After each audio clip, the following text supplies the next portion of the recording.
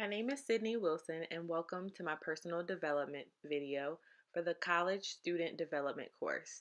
The intended purpose of this video is to highlight and reflect on my understanding and application of developmental theories to my own personal experiences. For this assignment, I have selected two theories that resonate with my student development and one that I do not directly identify with.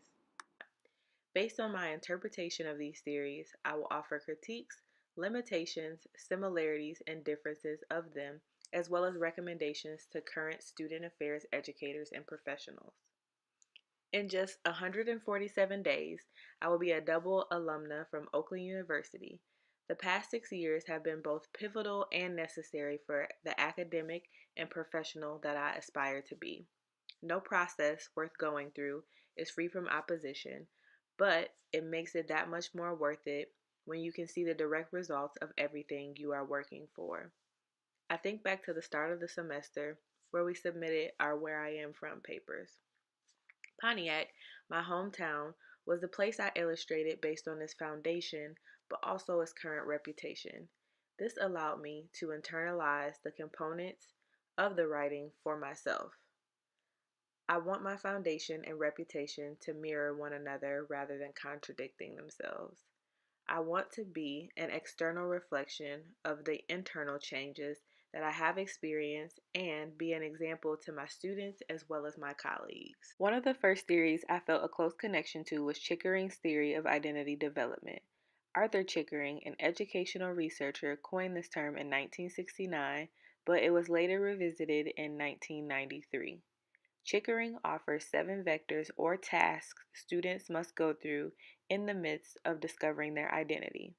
These vectors are developing competence, managing emotions, moving through autonomy towards interdependence, developing and maturing interpersonal relationships, establishing identity, developing purpose, and developing integrity. For the sake of timing on this assignment, I will highlight 2 specific vectors. Both of these will be discussed consecutively as I experience both in my early adult years, which are vectors 5 and 6. The fifth is establishing identity, which is acknowledging differences in identity development based on gender, ethnic background, and sexual orientation. I attended a charter school from 1st to 8th grade, which got me acclimated and limited exposure to many other diverse perspectives. There were African Americans and Hispanics. That's it. Even the way we were taught was extremely different from public schools. It was almost sheltered in a way. By the time I got to high school, I felt like I was completely in a different world. I had no clue what it meant to be LGBT. I thought Chaldean people were Mexican, and it was my first time being introduced to any sexual education courses. This was probably one of the first experiences of mine where I was the one who experienced a culture shock. The next one is developing purpose, which is the establishment of career goals, commitments to personal interests and activities, and establishing strong interpersonal commitments.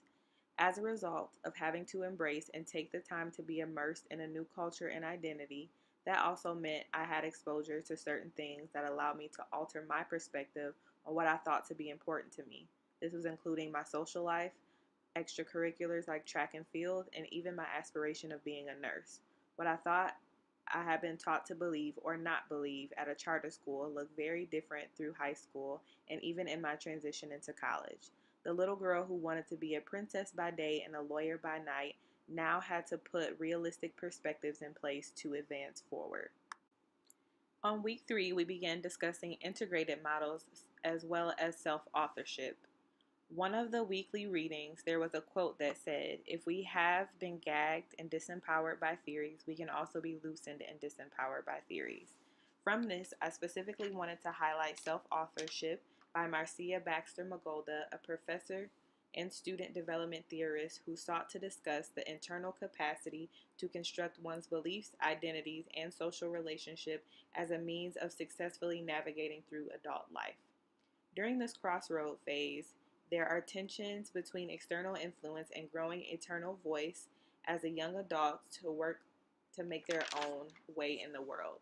I believe that to a certain extent, everyone goes through this phase as they try to make sense of how they were raised, in addition to what they see in college. For me, this phase was crucial to my development because I went from having little to no exposure to certain discussions on race, social political issues, class and wage disparities, to having and living, breathing examples everywhere I turned.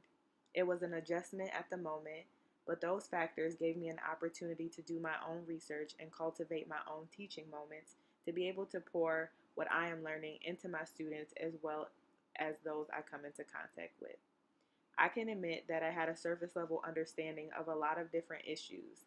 I decided that I could either remain ignorant to the facts or I could study them out and come up with implications to affect change. These theories are very similar in a sense that they both contribute to the direct reflection and targeting of internal examination based on the exposure to external factors. Essentially, they both highlight the intricate yet unique processes of self discovery, meaning making, and life applicable principles for implementation. The key difference is that in Chickering's primary focus is based on finding and maintaining a sense of identity, where Baxter Magoda is moving more toward the understanding of a strong internal foundation and trusting of one's internal voice. Before looking into Helm's white racial identity development theory, I was positive it did not apply to me based on the name. After reading a little bit more into it, it does apply to me in more of an indirect way. In the nicest yet direct way possible, it helps to explain the phases in which white people process white issues. Janet Helms is an American research psychologist known for her studies in ethnic minority issues. This specific model has given us awareness to white privilege's ability to abandon racism as well as make meaning of non-racist white identity. The blatant lack of awareness to racial and socio-political issues make it more important to press this issue. A dissonance associated with this model may cause feelings of guilt, sadness, anxiety, and potential avoidance of people of color. The second phase into Helm's model covers 5 areas. The first is reintegration. Stages also characterized as regression because it has a tendency to possess the conscious belief in white racial superiority, and racial minorities tend to be blamed for their own problems. The other is pseudo-independence. Due to the painful or insightful encounter, one may enter this phase. This typically results in a general understanding of racial, cultural, and sexual differences and may even initiate conversation with minority groups. Most conversations center around white people discussing similar experiences and tends to be an intellectual exercise rather than a learning moment. Another is immersion and emersion. In this phase, Helms talks about understanding what it means to be white and how they directly play into racism, thus benefiting from white privilege. This phase is pivotal because there is a willingness to come to terms with the biases and acquire an understanding that is lacked before. Lastly, autonomy moves into increasing awareness and decreasing feelings of guilt. To acceptance of one's role in perpetuating racism, this is also where development of non-racist white identity becomes increasingly strong. This theory is important because it brings awareness and could actually put a name to the superiority and inferiority dichotomy that is associated with whites and blacks. It allows the experiences of black people to be heard and the perpetuation of the white agenda to be brought to light.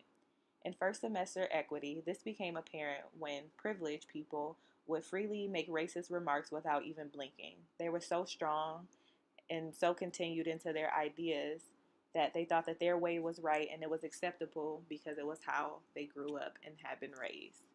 But this further proved that we needed to have more than just theories created and coined by European scholars that would only be reinforced down the line. We needed to hear more people of color. We needed to see more representations in our readings and in our articles so that we can affect the change that we know higher education needs. I wish I had more time to really empty my brain of everything that I've learned over the course of these 12 to 14 weeks. Initially, I was intimidated to take theory because it typically has a negative association. It is known to come with a lot of conditional statements, models, charts, and the use of big words from world-renowned educators and psychologists. When broken down and simplified, and also coupled with practical principles, I was able to understand why we need theory in the first place. Though theory is imperfect, it is a great conversation starter. It gets us thinking about things we did not know about ourselves, others, and society at large. Theory gives grace to the thoughts of others that may not mesh well with our own ideas or pre established beliefs, but it gives us the chance to make meaning of where someone is coming from or a general phase of their life that they might be in. Theory can be scary, but it is necessary. It can be wrong, but also right. It can confuse, but it also can put things into perspective. Even if I do not always have the capability to remember every single theory or model we have been over, I am more aware of my role in the development of self and development of my students.